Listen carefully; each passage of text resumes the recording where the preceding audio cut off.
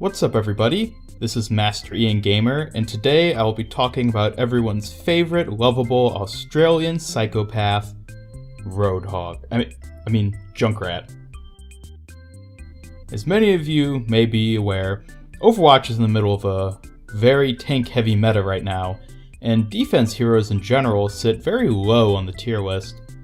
Junkrat in particular is one of the lowest ranking heroes on this list, and there are a couple of reasons why. His damage, while immense, is far too inconsistent. He can do lots of damage to the enemy, but he has trouble finishing them off, which results in enemy healers gaining ult charge from their now hurt teammates. In exchange, Junkrat's ultimate isn't that great, meaning that the charge he gets from dealing the damage doesn't really justify the charge being given to the enemy. If Junkrat's damage could become more consistent and or powerful, then it could actually serve as some pretty effective anti-tank weaponry. This might even help to break up the tank meta without the need to directly nerf the tanks. Currently, he serves mostly as an area denial, but any good team will be able to find a way around this kind of opposition. Instead, I think he could serve a role similar to Reaper as an anti-tank. Dealing out large damage on big targets could be the role he fills to counter the current meta. So what exactly could be done to fix him? After playing as him and against him extensively, as well as browsing around Reddit and forums, there are a number of things that come to mind that could help him out. The first is for his basic frag launcher. What I think should be changed is the firing speed and projectile movement speed. As it stands, firing off the first grenade will both provide a visual and auditory alert for the enemy. By the time the last grenade has left your gun, only fools would still be standing anywhere near the grenade impact site. While this is ideal for area denial, it won't actually do much harm to your enemies. They just need to wait for your reload gap, and then they will push through, and your control of a choke point will be lost. By adjusting the rate of fire and grenade speed, he could potentially unleash a devastating volley that mobile low-health heroes would still be able to escape, but bigger, slower tanks would end up getting stuck in.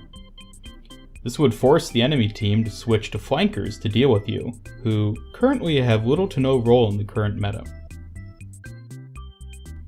Another change I have heard a lot of people suggest for his frag launcher is to increase the damage it deals. I think this would be a very bad idea.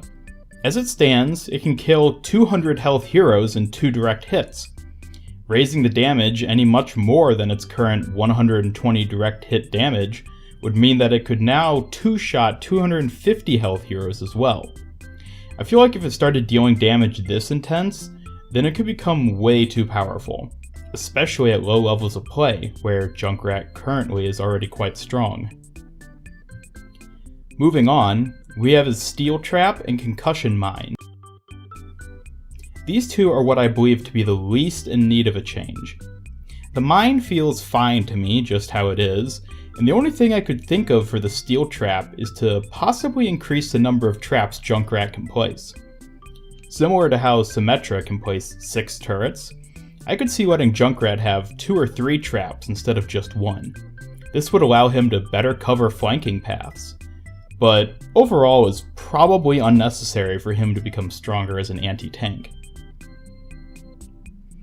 Next up is his Total Mayhem passive ability. Honestly, this might be what I think is in most need of some kind of change. Even back in the early days of Overwatch, before I played competitive or paid attention to the meta, I always found Junkrat's Martyrdom grenades to be disappointingly underpowered. They really only ever seem to work on players who are unfamiliar with the game, or the rare case where someone is unfortunate enough to be stuck in a trap right next to your fresh corpse. The damage they do is low, but even worse in my eyes is that they are so condensed together that they almost never actually hit anyone. Increasing how far they scatter away from Junkrat's body after he dies could mean that they hit people more often, and perhaps even make Junkrat himself useful for suicide bombing sort of situations. Since dying is generally the worst thing that can happen in a game of Overwatch, this could potentially add new strategies involving tactical suicides. Lastly is Junkrat's ultimate ability. The main problem here is threefold, which is that Junkrat is too vulnerable while using it is too easily destroyed, and it doesn't have a large enough blast radius. If the enemy team has a good flanker, then simply using the ultimate is oftentimes a death sentence for Junkrat himself. The loud noise created by it draws everyone's attention to it, and announces his vulnerability. As an experienced D.Va player, I personally can 9 times out of 10 pinpoint where the ult was launched from, fly there, and kill the Junkrat before he finishes ulting. Granted, as these are my 2 most played heroes, it may come down to the fact that I happen to be really knowledgeable about good Junkrat ult spots, as well as how to find them, and most people might not actually consider this an issue. However, I don't think his personal vulnerability during an ultimate is what should directly be changed. Instead, I think we should focus on the other 2 aspects I had mentioned. First off, the low 100 health of the Riptire often means it'll get melted immediately if the enemy team has a Soldier 76 who is even remotely paying attention. In fact, just about every offense hero can do enough damage at a good enough range to avoid any real danger from the Tire. This is why what I believe to be the best fix for the Tire is the last aspect I mentioned, which is the size of the blast radius. When comparing Junkrat's ultimate to D.Va's very similar ultimate, D.Va's does 400 more damage and has twice as big of a blast radius. This is in addition to the fact that D.Va's mech is invulnerable during her ultimate. I think that increasing the blast radius of the Riptire could greatly enhance its effectiveness. It would make getting kills with it easier, which would in turn help justify the charge given to enemy supports that I mentioned earlier. The damage itself could perhaps be raised as well, but overall I see that as being unnecessary, especially since it's already enough to kill just about everybody who is caught close enough to the explosion. Increasing the radius should be enough to cover this effectiveness.